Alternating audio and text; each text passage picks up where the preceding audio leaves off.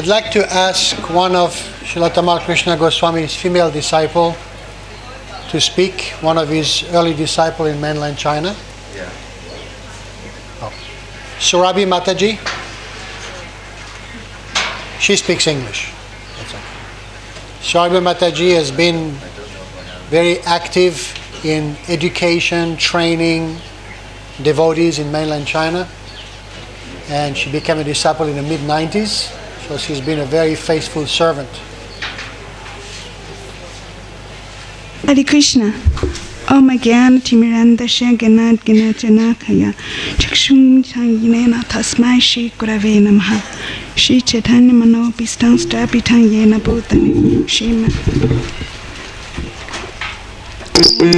Shimati Tamal Krishna Goswami Tinamni, Namo Shimda Shimati Bhaktivedanta Namaste Sasadeva Gaunamadi Bhajayani, Nivashesha Shunyavadi Pastita Dishtayani, Vancha Kalpata Rubhyascha, Kripa Sindhu Bevaja, Patitanam Pavanebhyo, Vaishnavebhyo, Namo Namaha.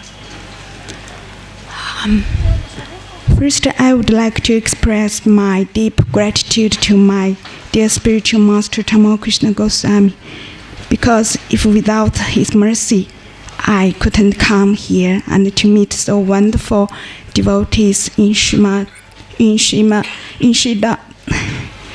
Dham, Sri Mayapur. And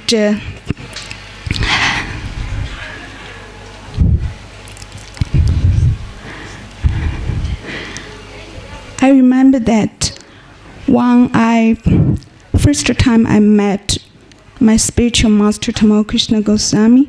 At that time, I was a college student, and one of his disciples, Swarupadamda Prabhu, at that time, he got a job in my university, and I fortunately was one student.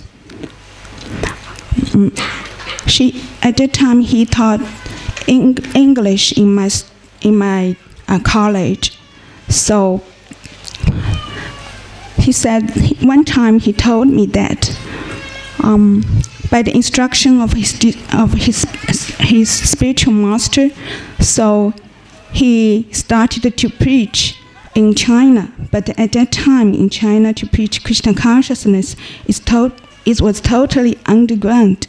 So he thought that maybe it was the good idea to try his best to preach in the college. So at that time he wrote a letter to my college principal, and then he got such a job. So in this way, I fortunately met him and became a student of his. So, and then he started to preach in the class, but in an indirect way. Otherwise, the principal will kick him out of the college immediately. So, and one time he very often invited his students to go to his dormitory and take prasadam. So one time I came with my classmates, and on the way we go to his dormitory room. So I heard a voice, and at that time I didn't know who spoke in such a beautiful voice. So I immediately attracted by it. And later on, I asked my teacher, Swarupadamda Prabhu, who is speaking? He told me that it was his spiritual master, Tamal Krishna Goswami. And then I immediately asked him, can I have these recording lectures? Because at that time I studied English, so I think that first I can practice my English by hearing those recording lectures.